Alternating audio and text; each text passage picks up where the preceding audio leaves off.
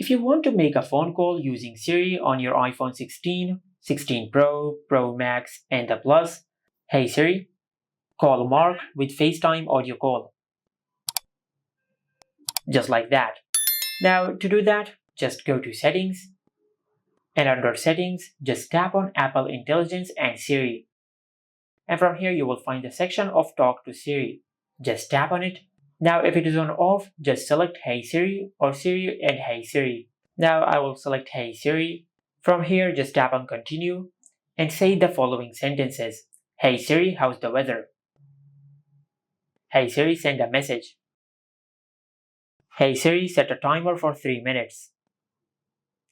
Hey Siri, get directions home. Hey Siri, play some music.